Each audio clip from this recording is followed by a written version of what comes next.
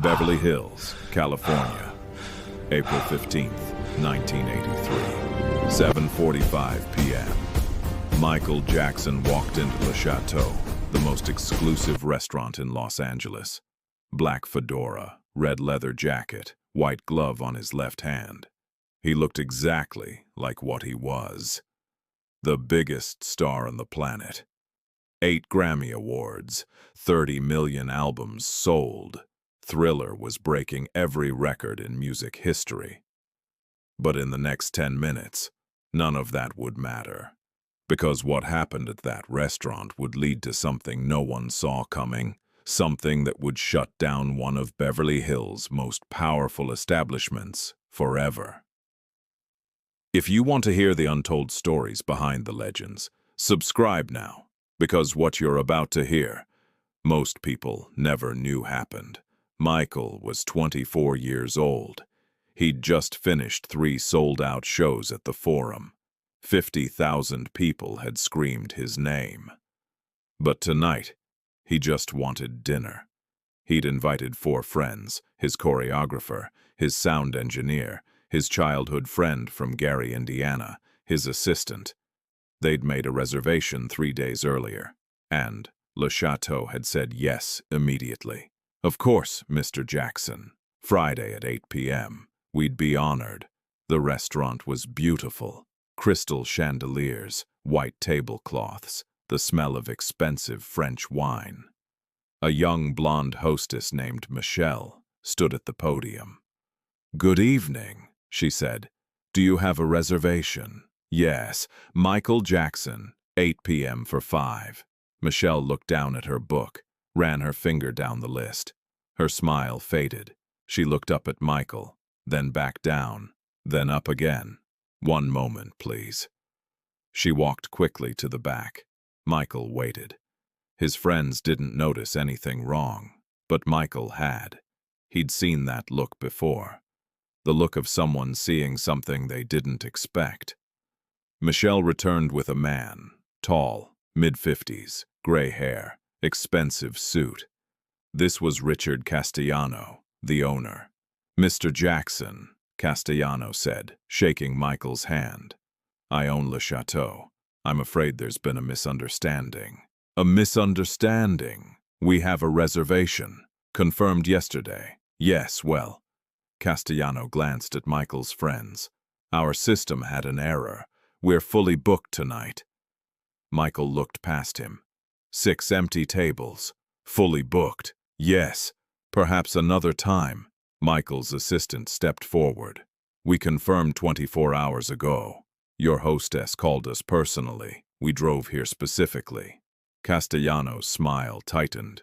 "As I said, error, no tables." "Why?" Michael asked quietly. "Excuse me? Why no tables?" Castellano's face hardened. "Sir, I don't appreciate the tone. Now if you'd please." "This is Le Château," Michael said calmly. "You don't get errors. You're the most exclusive restaurant in Beverly Hills. You personally approve every reservation, so why is mine suddenly an error?"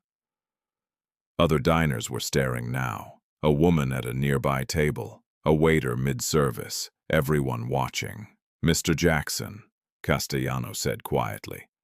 "Let's not make a scene. Is it because I'm black?" The question hung in the air. Castellano's face went red. "That's absurd. Then what is it?" Silence. Castellano looked at Michael, at his fedora, his glove, his skin, and Michael saw the truth.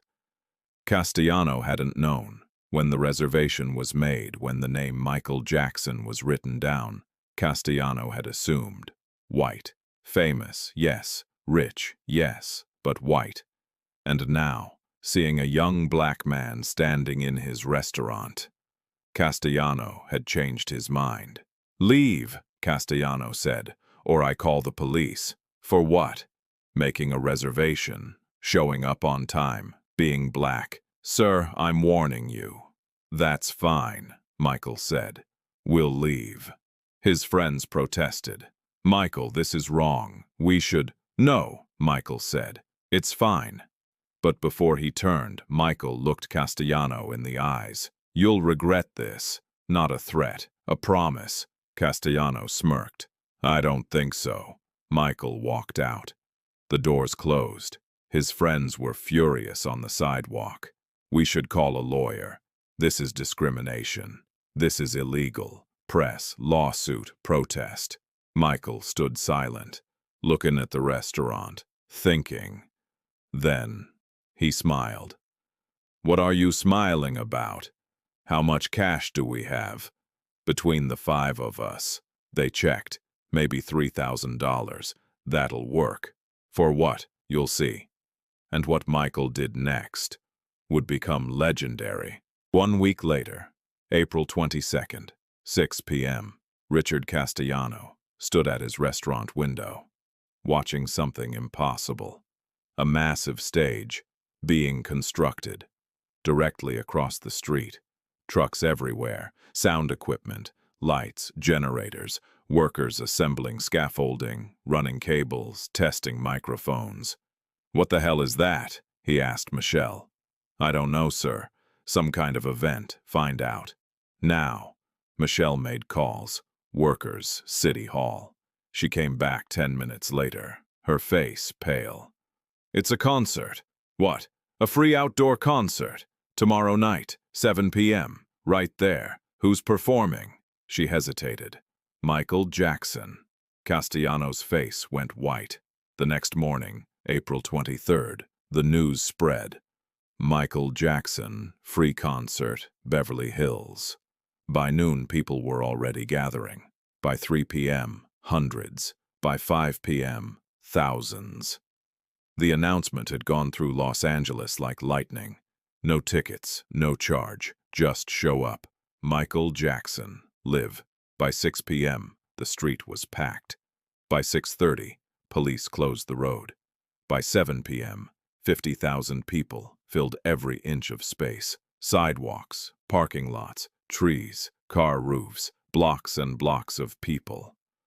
All there for one reason, and right in the middle, directly across from Le Château.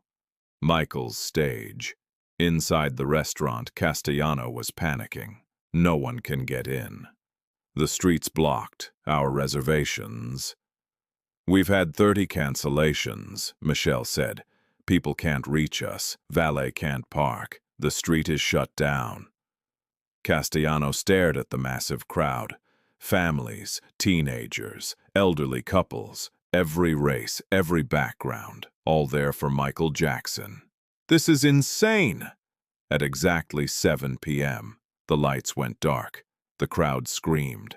A spotlight hit the stage, and Michael Jackson appeared.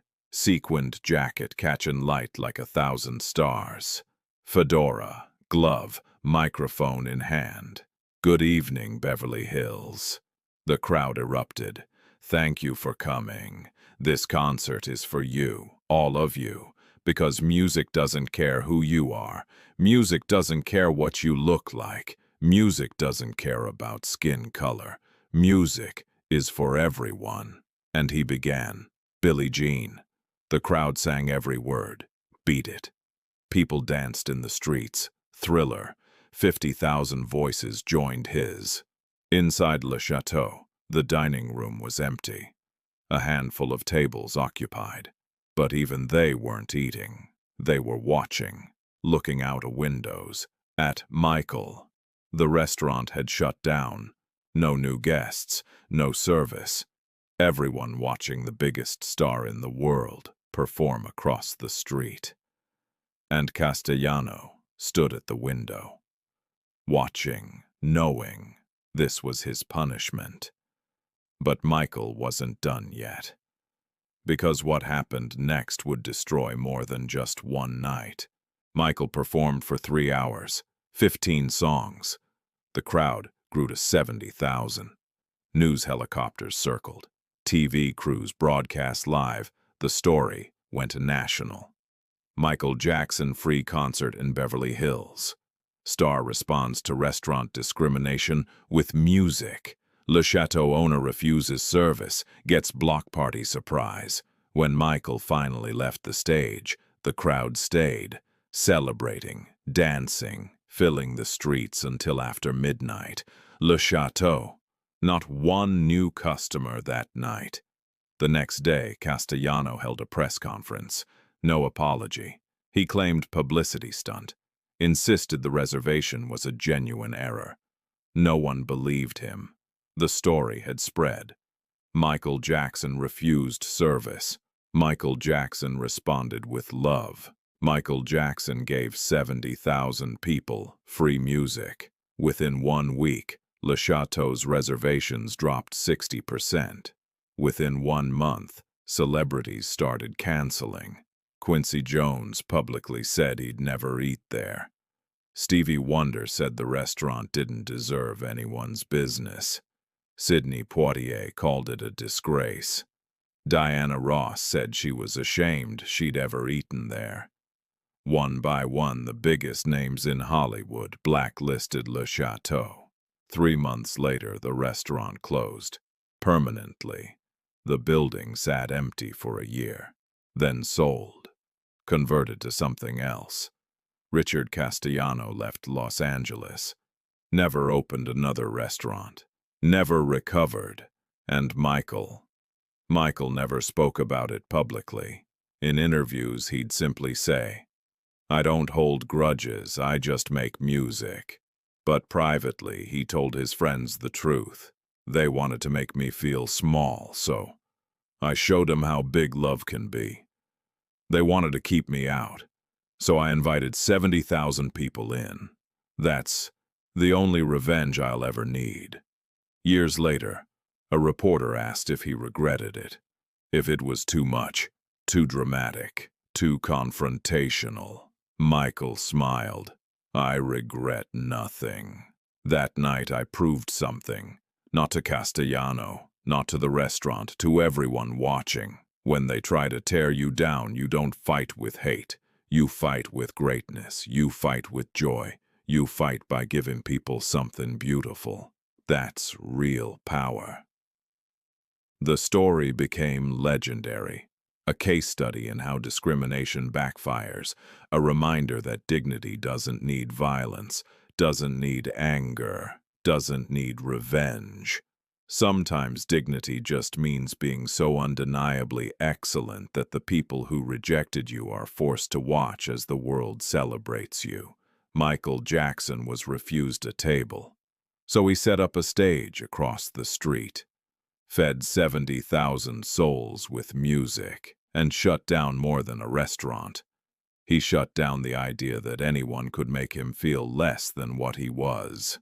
The biggest star in the world, the king of pop, a man who turned rejection into revolution, one song at a time. If this story showed you the power of responding to hate with art, subscribe. We're telling the stories the world forgot, the moments that defined the legends, the truth behind the icon. Hit like if this opened your eyes. Share with someone who needs to remember that greatness is the best response to those who try to diminish you. What do you think? Have you ever been treated unfairly? How did you respond? Let us know below. We'll see you in the next story.